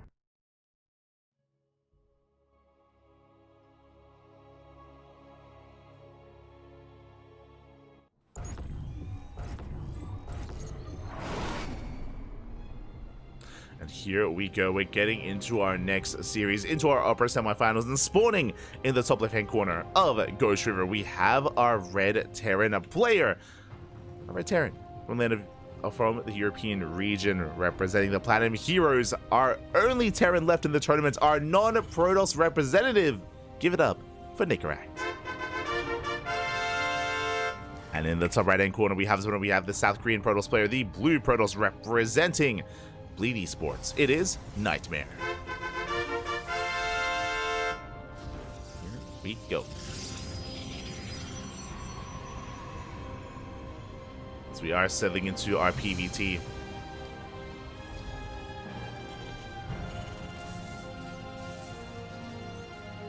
But I say especially if you're not used to it because, fun fact, I always remember when we were casting Sparkling Tuna Cup, especially during the era of Cristiano. I say era of Cristiano, that was like 3 weeks ago. I remember we were casting Cristiano versus Nightmare, and our server rules are to alternate between West and Central, right? That's our server rules for our tournament. And Cristiano was making the lobbies, and I noticed that every game he was making it on West. I was like, Papi, you know, you can play on Central, right? Like, you can play. It's okay. You can play on Central. And Cristiano refused. He said, "No, I want to practice on West. Like, I want to practice with Ping." And he beat Nightmare, like with Ping. Like we've seen Cristiano beat Nightmare time and time again with in the Sparkling Tuna Cup. Cristiano beat Nightmare in the Sparkling Tuna Cup. And yeah, that's something he was preparing for. I'm pretty sure he was also doing that because of WTL. WTL, they also force West as well. Or they alternate between West and Central for the 2 games. So, yeah, it is something that you do have to get used to, though. I do understand that, 100%. And it's not the most ideal thing whenever we have these online events. I understand that. I understand. It's not ideal, not ideal. But for now, we're settling in. It is going to be an economic opener out of Nicaract, going for a Rax Expand into a factory. Yeah, settling in. And likewise, Nightmare back across the map, but going for his own Gate Cyber Expand. Loading into Ghost River, going for a Zealot first, going to be disrupting the initial opener of Nicaract. And we'll be forcing a delay. Yeah, we'll delay the CCs. Zealot wreaking havoc. Stalker diving into the main already. Takes down the first Marine. Boys, they have to be pulled. Reinforcements on the way. The Cyclone is in production, and we will eventually force this back. But again, Nightmare just doing so much economic damage early on. Again, the reason why you can do this is we are on Ghost River. Short rush distance by ground. It doesn't take long at all to just rally across the map, to just walk your units across and get into the bases of Nicaract as the CC is under fire. But once we get our Cyclone, we can force this back. We can shoot this away.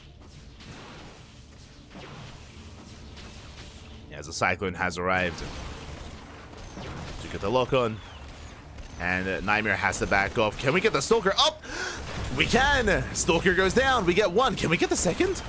We can as well. Oh my god, both Stalkers fall. A nice punish here from Nicaract. Did bleed out a lot of SCVs. Did bleed out 3 SCVs and a delay on the expansion. But we did at least punish Nightmare. As we back off, Nightmare doubling down, going for 2 more gateways and a robo. Setting up for 3 gates and working towards a prism. Yeah, being hyper aggressive. Nightmare doubling down.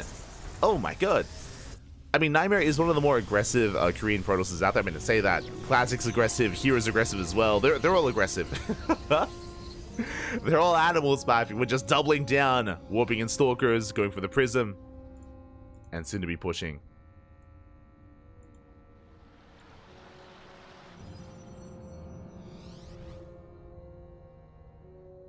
I need to cast more StarCraft so we can cast together. Oh, smooch. Hope you're doing well, Chicken Man. Hope you're doing well. As Nightmare's rallying everything across the map. How many Stalkers do we have? We're on 5 Stalkers. Again, 3 gateways behind this to reinforce. Immortals on the way. Nightmare just doubling down here on 2 bases. And what do we have to defend? Tank is still not done. Tank is on the way alongside that Banshee. Nightmare warping in. There's no bunker on the low ground. Nickrack, he's not aware of how aggressive his opponent's being. Remember, Nickrack, he had no SCV scout, no Reaper scout. Nickrack, he's in the dark. And Adepts, they slip into the main. Nightmare having fun here, does slip in. We catch an SCV. Shade towards the natural. The main army does hit the natural at the same time. Multi-pronged attack. Boys being pulled away. Adepts, they do come into the shade. We got 5 SCV kills. We do have our tank. We can focus this down. In a head-on fight, I do want to favor Nickrack, especially with his tank, but... And Nightmare coming in from behind at the same time. Banshee does get across the map. Probes are going down to chaos everywhere. We catch a Stalker. And we have Cloak. We do have Cloak, but the Observer's in position. The Banshee is forced back. 5 probe kills. Do you have a bit of a back and forth? At least Nickrack does get some counter damage done. So say that. Banshee does take some extra hits. You get a 7th probe across the map. We deny mining time. Second Banshee moving out.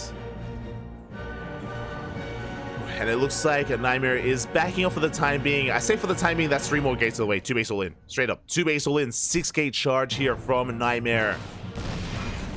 Dropping into the middle line, forcing friendly fire from the tank. Nightmare, calm down. Does try to force that friendly fire. Viking has ride, forcing the recall. Nightmare gets the hell out of there. Is expanding. Okay. Is taking a 3rd. If we had stayed on 2 bases, again, would have been the setup for an all-in, but we are expanding. We are looking to saturate. No extra gases here at the natural. Bear that in mind. It is going to be mass charge lot. No additional tech. No Temple Archives. No Bay. No Colossus. Just more of a Swarm Toss style out of Nightmare.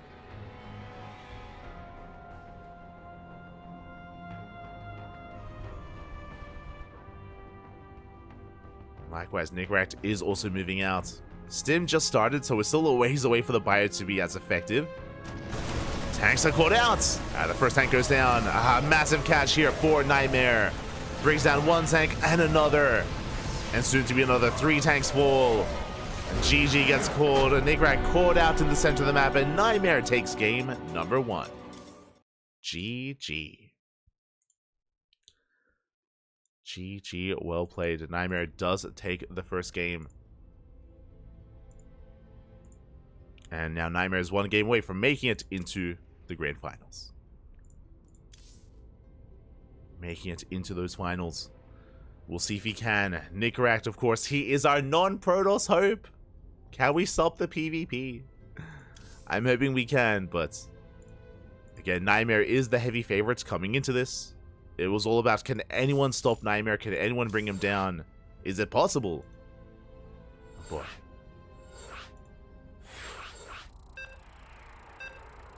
We are loading into game 2.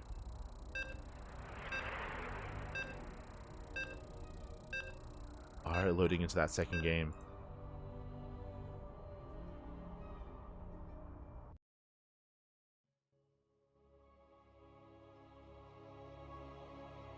And our game of choice, our map of choice is going to be Oceanborn. Here we go. Spawning in the bottom right hand corner of Oceanborn, we have our red Terran player representing the Platinum Heroes down in the series. Luna bounce back, Luna force that ace match. It is Nickrack. And spawning in the top left hand corner, we have his opponent. We have the blue Protoss player representing Bleed Esports, leading the series 1-0. One more. He'll make it to the grand finals. It is Nightmare. Let's go. Practicing with things like weight training in anime. It is. Exactly. Goku confirmed. I think I remember watching a video about that, like IRL, like if you often do weight training, like it can like damage you more than anything. Like it can be effective in certain cases, but like in certain cases, I don't know. But just like the anime, it's beautiful. Do love to see it.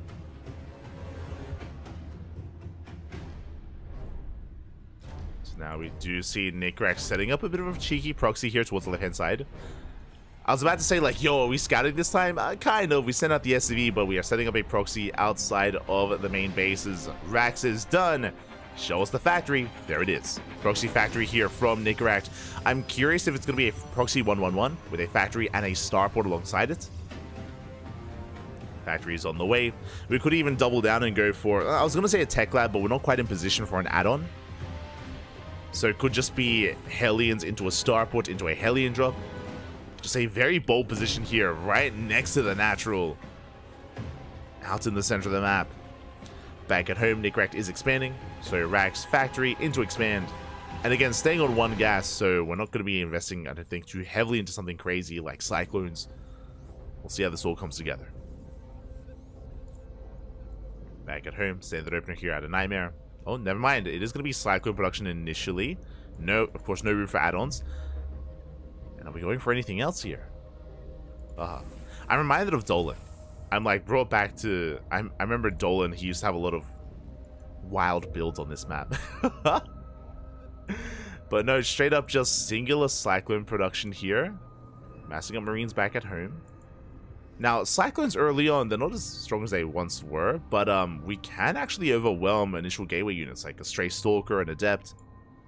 There we go, second Cyclones on the way. It's going to take a while to really get going, but it is in production. Let's go. I'm ready for it. I'll be honest, I don't think I've quite seen this kind of variation before, so I'm intrigued. I am intrigued.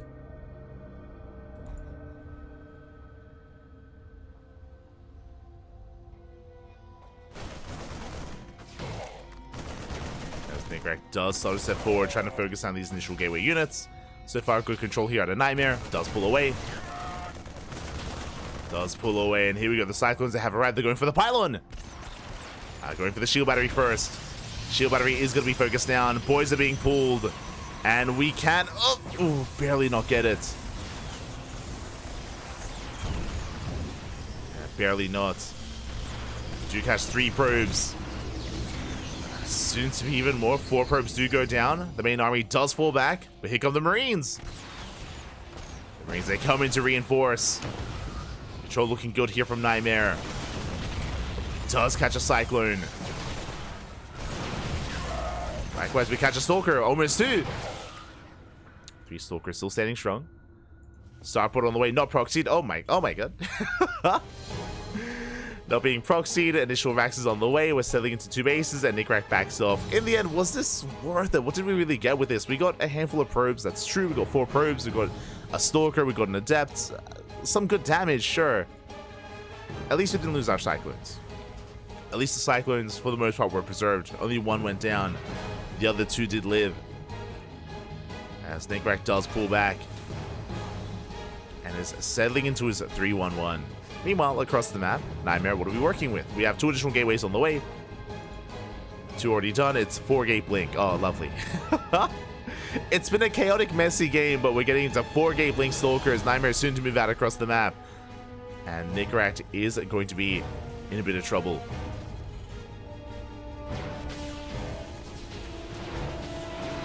What's the most scary here about the situation is because the factory was floating, because it was out in the open, there's no tanks. There's delayed tank production here for Nickrak. And that is going to mean that these 4-gate blink Stalkers are going to be terrifying.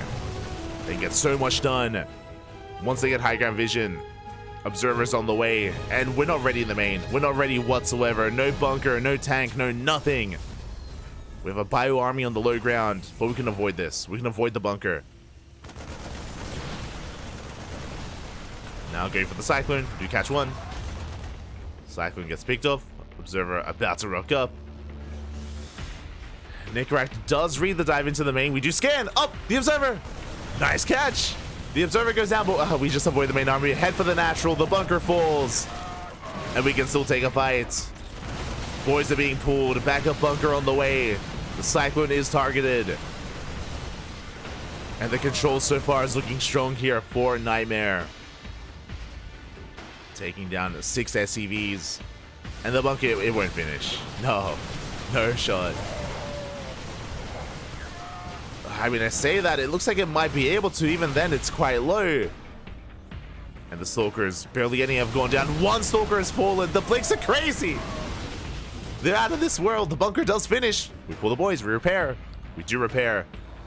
Do we have a... Ooh, we have a backup observer. We have a backup observer moving out across the map. Which means, once again, we can go into the main. Now, Stim is about to finish. And with Stim completing, we can try to take a fight, but have we bled out too much? That's the problem. That's what I'm concerned about. Have we lost too much already? We dive into the main. Grab Stim. Would you punish this? 2, 3 Stalkers going down. Very nicely done. And Stim is a really crucial power spike here for Nicaract. And with his heavy Marauder count, can take a fight here, but we avoid the main army. We go for the factory. Factory goes down. And we recall back home. We go for the recall. Meanwhile, back at home, Nightmare has expanded, taken a 3rd base. Working up towards Colossus. Charge. 1-1. Double Forge upgrades on the way. Nightmare settling into the mid game. And Nicaract bled out so many SCVs. We're still not saturated on 2 bases. We're down to 35, 36 workers. We're stimming across the map, but we're pushing into a shield battery, into an overcharge. We've yet to use it, yet to spend it. Force fields are looking good. And Nightmare holds. Nightmare does hold on. And now we're going for a counterattack. The medevac! No! Oh, medevac is sniped. And we're going to chase down what little is left here. Reinforcements have arrived. Nicaract can hold his ground. Can hold on. Nightmare pulling back. Does pull back to the safety of his 3rd base. Likewise, Nicaract is expanding, taking his own 3rd. Not doubling down into a 2-base all-in, but Nicaract, he's down 20 workers. We have some catching up to do. Do have some catching up to do here.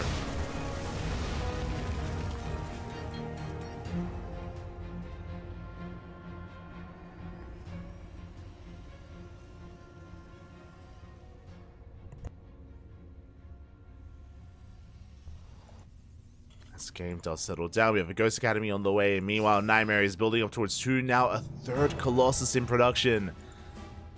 Now, when it comes to Nicaract's position here and trying to macro out of this, there is an opportunity, there is a chance, especially if we're active on the map.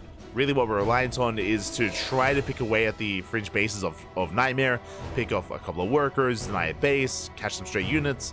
In a head-on fight, I have to favor Nightmare. With 3 Colossus, it's going to be difficult to really break that. But if we can avoid a main fight, if we can hit elsewhere, then we can recover.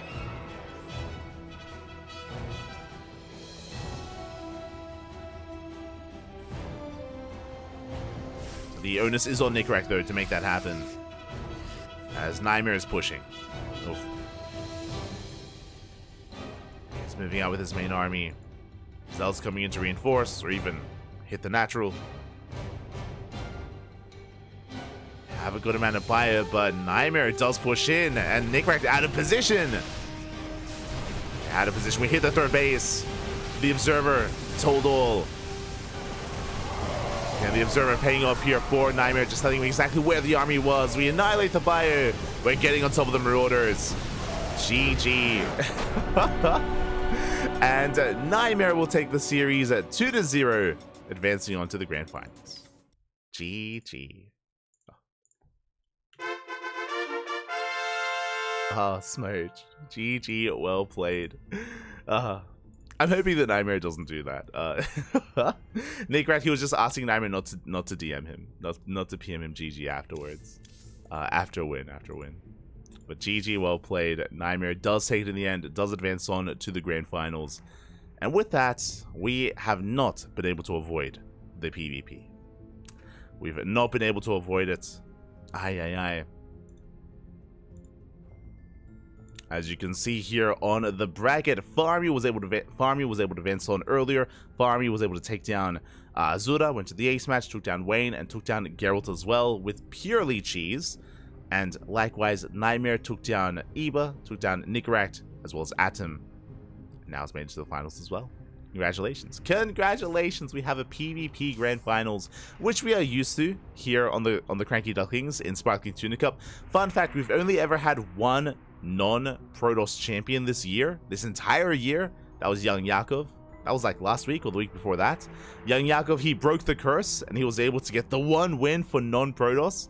But outside of that, it's usually Protoss. It's where we are. Smirch. We're used to it, Pappy. We're used to it. It's all good. GG, well played. But before the Grand Finals, before our best of 5, we do have something special. We do have something different ahead of us. We have the random raffle. We have the random raffle available to us here. For those that are curious, all the players that did compete today and did participate in today's tournament are eligible for 5 USD. It isn't a lot, but it's, you know, designed to incentivize participation. It's designed to spread out the love, spread out the support, and spread out some of the prize money here amongst the players. So it isn't just, you know, the top 2 that get paid out. We can at least give it out to another player. I mean, it could still go to either Nightmare or Farmy. It could go to either one. This is true. Very true. But likewise, it could also go to, I don't know, Atom. It could go to Tortuga in the first round, Azura, Honmono, Gref. Could go to anyone. Could go to anyone.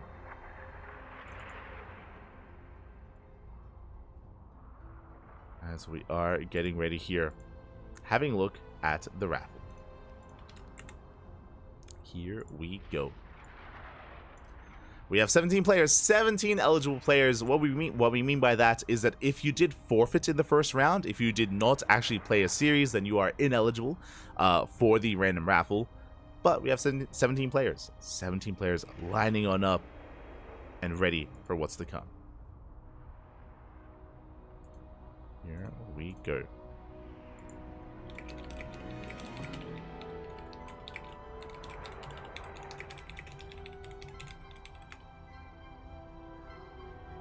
Here we go. We're going to be getting ready for that random raffle. As I say that, unfortunately, I don't think I can.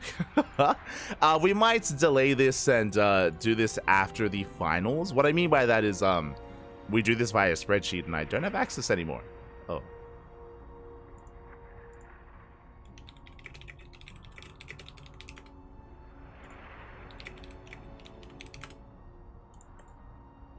Don't have access. So we might just go on a short break.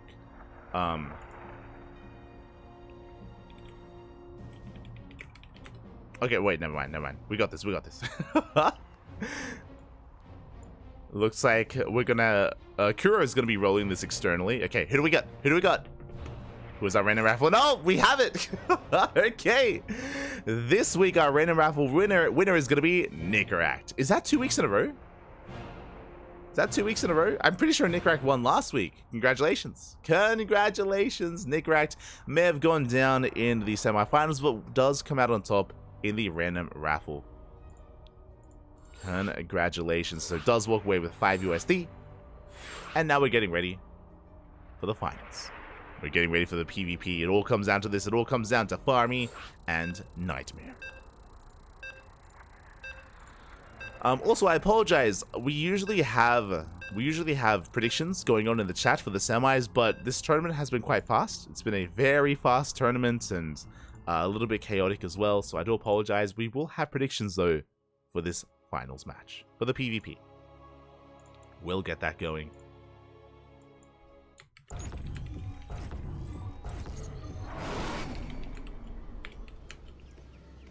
Here we go. As spawning in the top left-hand corner of side Delta, we have... Oh, my apologies.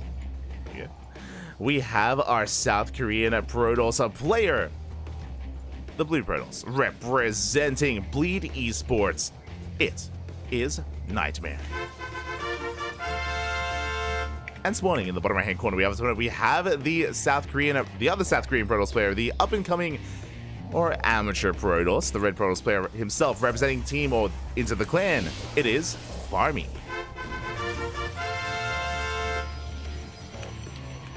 I will set up his name. I got you. There we go.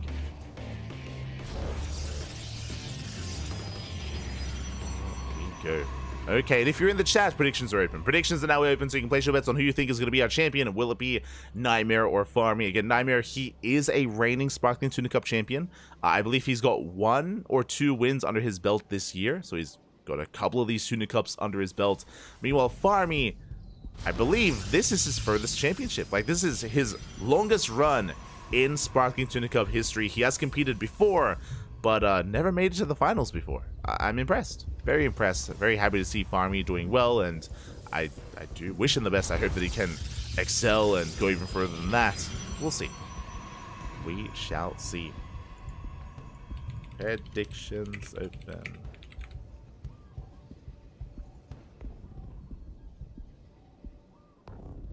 Predictions are open, and it shouldn't surprise you, we're going for the proxy. We do have Farmy going for the pylon in the center of the map. Now, he went for a proxy robo against Geralt every single game. Game 1, Game 2, and Game 3. All proxy robos in the center of the map. And we are doing the same against Nightmare. And I'm curious if we have another Gref on our hands, where Gref goes for a cannon rush every game. Does Farmy go for a proxy robo every game as well? Like, is that where we are? It's possible. It is very possible here that he just does the same build over and over again. Nightmare is scouting, and Nightmare does confirm. He gets eyes on the pylon. Oof, he gets eyes on the robo immediately. And I don't think Farmy likes that. I think he's smudging a little bit. Nightmare smudging with him.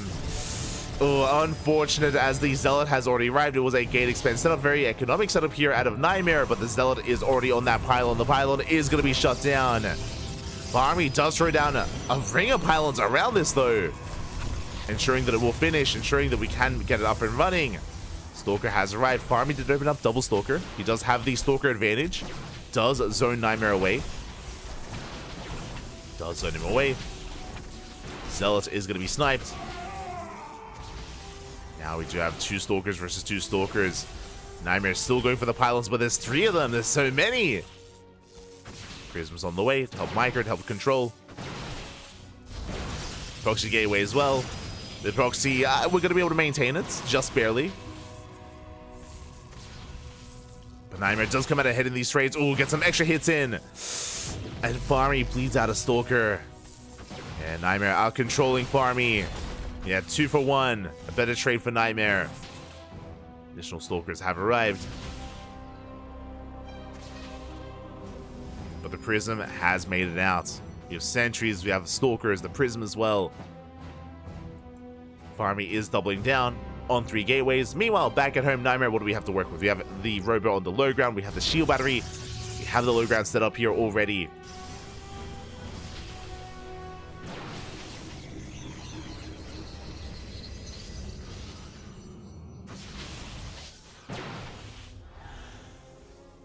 Are set up on the low ground.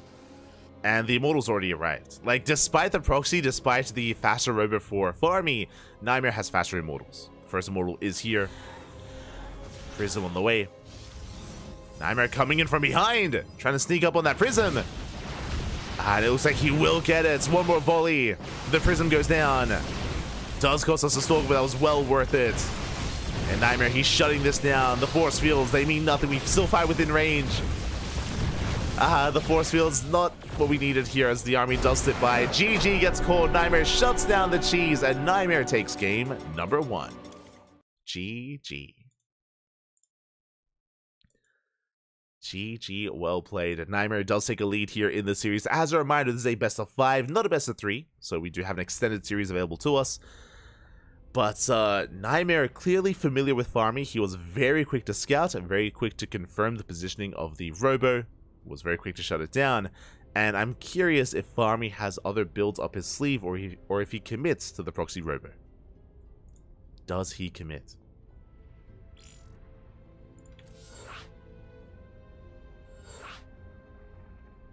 Let's go. Let's find out. So we're getting into the second game. Getting into game 2. Oh. Hold on. Let's translate. Oh, that's oh my god, they're talking to each other.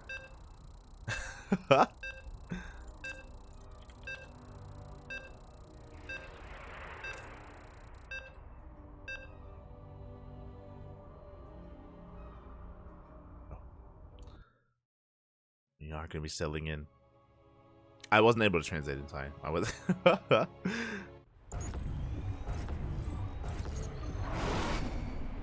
Here we go. We're settling into game 2 and spawning in the top left-hand corner, sorry, top right-hand corner of Crimson Court, we have our South Korean Protoss player, the Blue Protoss, representing Bleed Esports, leading the series 1-0. It is Nightmare. And spawning in the bottom left-hand corner, we have the South Korean Protoss player, the Red Protoss, representing Into the Clan. Down in the series, we're going to bounce back. It is Farmy. And I'm ready. I'm ready for another proxy. Give, Pappy, give. Show us what you got. This time, Nightmare setting up on the high ground. Should be going for a 2-gate opener. As a reminder, Nightmare even went for a more economic, greedy opener on site Delta, thanks to the map itself. Alas, was still able to come out on top. Very impressive play there at a Nightmare. Is coming in as the favorite. Meanwhile, the probe of Farmy does avoid the probe of his opponent. You head on over towards the right-hand side. You rally towards the natural. Probe Scout coming in, 2-gate opener all around from both Nightmare and Farmy. We have our 2-gate openers. And where do we go from here? Do we go for the proxy in the center of the map? It looks like we are. Yeah, where is at least the place that you expect at least here? In the center of Crimson Court. Let's go. We're going for the proxy robo once again, and this time, can we keep it hidden? This time, can we keep it secret? Can we keep it safe? Can we get away with the cheese?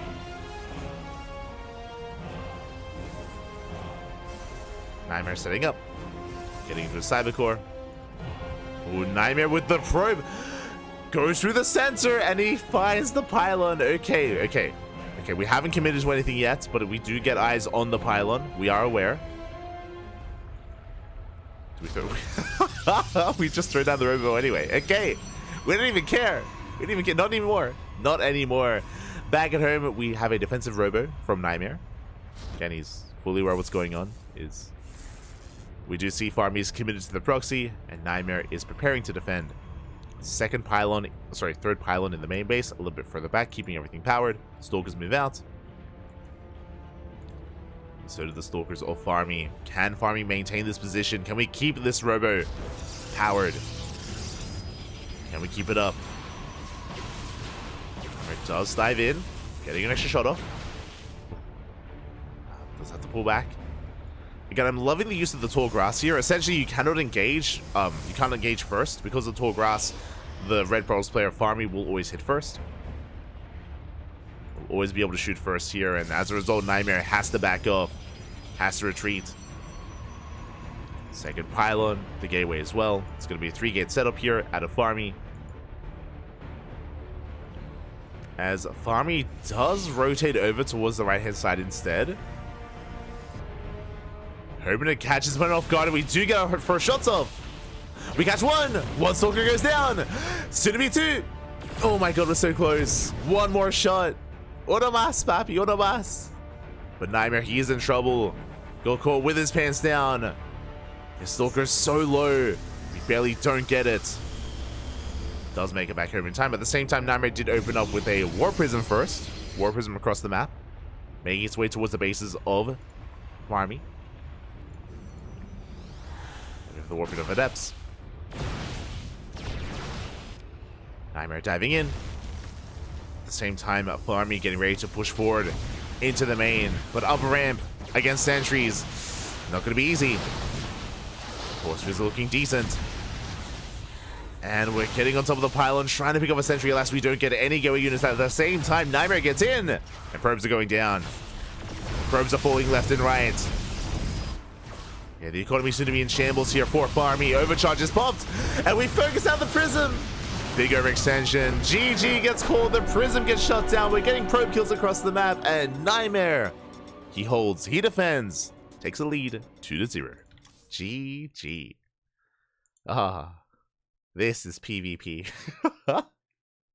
GG, well played again. Nightmare was able to recognize what was going on. Bold move to go for the prism across the map, but was able to punish the aggression and punish the fact that there was nothing at home to defend. Likewise, back at home we had the overcharge and just a really powerful moment when Nightmare did catch the prism. Farming was just a little bit too cavalier with that War Prism, did take some extra hits, and was punished quite hard. GG, well played. There was some nice moments from Farmy, if you remember, in the center of the map where we were able to get some extra hits in, when we were able to hide and rotate between tall grass. Those were some good moments, but not good enough.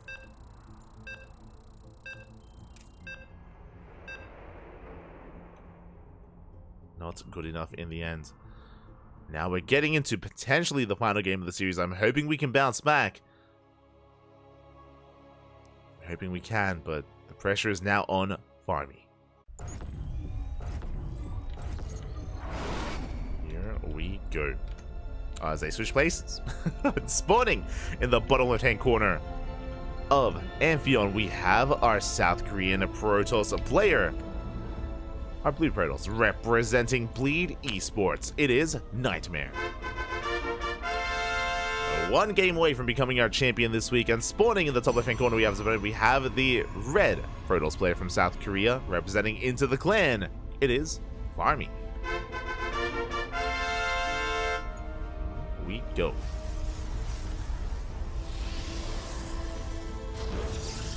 Saludos de Chile, papi. Oh, de Chile. De Chile. ¿Qué tal? ¿Cómo estás? Ga, papi, ga. Good to see you. Buenos días. Buenos días.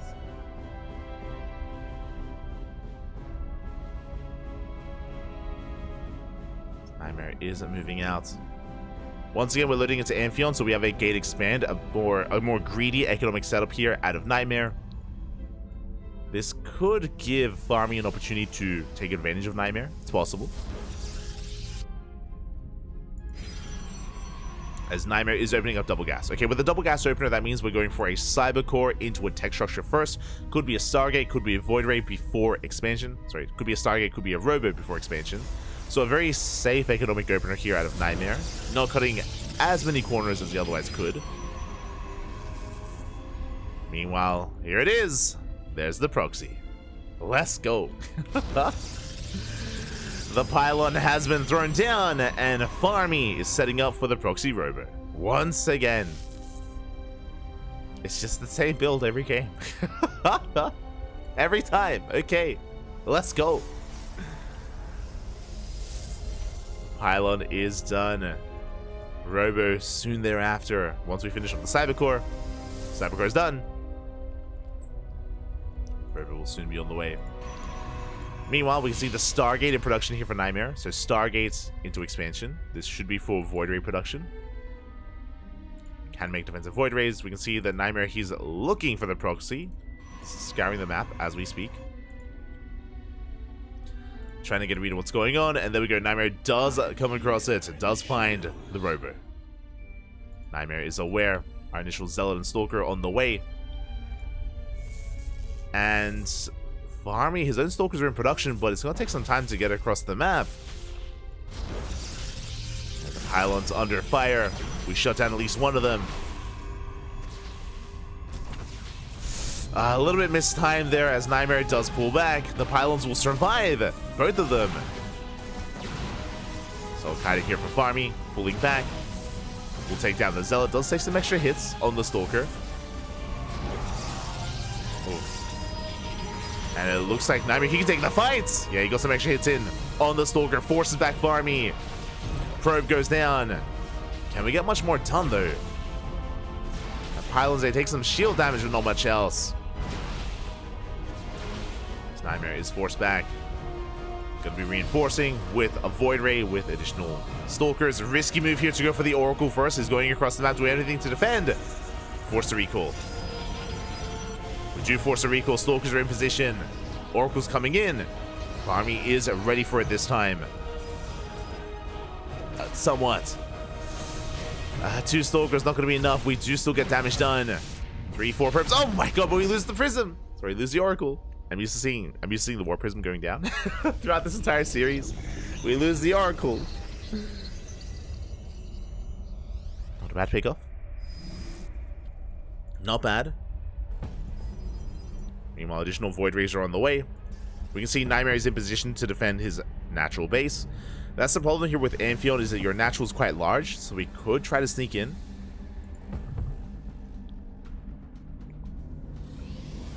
Could attempt. Going for additional Warpins. We've only made the Warpins so far, no Immortals. Void Ray does take some extra damage. Cheeky move here with the Void Ray, barely trying to catch that pylon, and we'll get it. But at the same time, we do move out. How many Stalkers? 11. 11 Stalkers for Farmy. He just has an overwhelming army. And Nightmare, can he do his best max impression? Can we survive? Overcharge is popped. Keep the Stargate alive. Another Void Ray on the way. Ooh, we do take down both pylons. We shut down the proxy.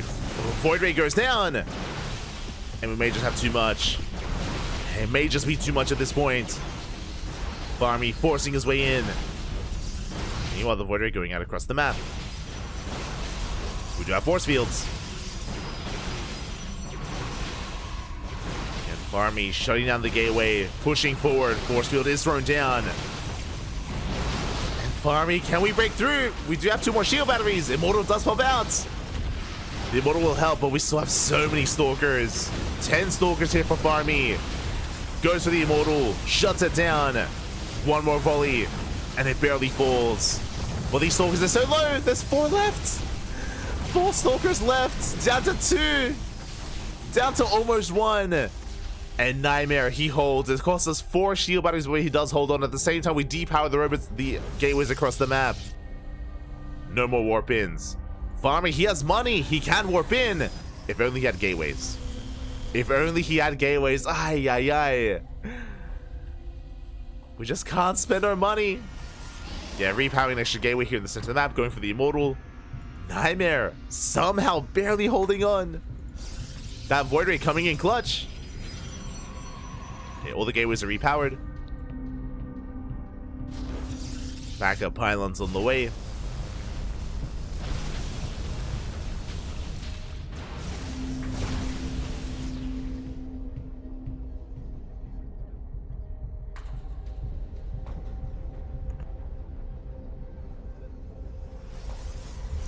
Backup pylons are finishing up, keeping everything powered.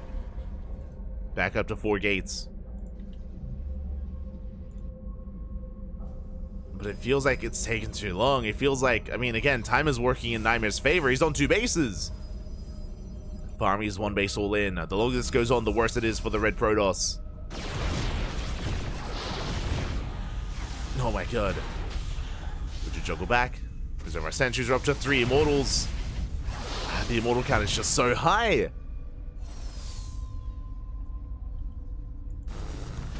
Just becoming too much to deal with. Void Ray going to be pulling back. Army pushing in, chipping away at the Cyber Core. Nice force field. Raise the army, catching a sentry in depth. Sentry in depth go down. Nightmare juggling back, preserving his units. Very plus micro there at a Nightmare. Cyber Core does fall. We do try to lock down the army. Yeah, we lock down. We clean up so many sentries and stalkers. And we look down the Immortals. GG gets called. The game goes on far too long. And Nightmare, he holds. He survives. And he is this week's Sparkling Tuna Cup champion. GG. GG, well played. Nightmare, he survives the chaotic nature of Farmy. Again, Farmy going for a similar build every single game, going for a proxy robo every single game, different variations, at times going Immortal first, at times going Prism, at times committing to additional gateways. So slight variations and slight differences in execution from Farmy. And things were looking good. Things were looking strong for Farmy. He was making his way into the natural base. He was focusing on the Immortals, sorry, the Void Ray, the Immortal, able to break through. But alas, Nightmare barely held on. He did throw down additional shield batteries. He had 4 shield batteries at his natural base. He had the overcharge as well. He pulled some boys, barely held. And with that, Nightmare took a lead. And a big reason for how he was able to hold on was the fact that he depowered the gateways across the map, did not allow Farmy to reinforce and warp in and have any kind of momentum anymore. He kind of bled out.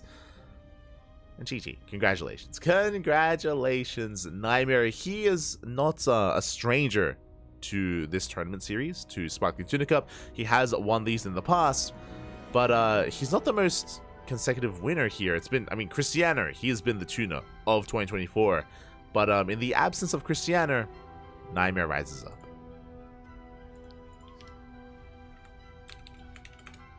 Nightmare does rise up.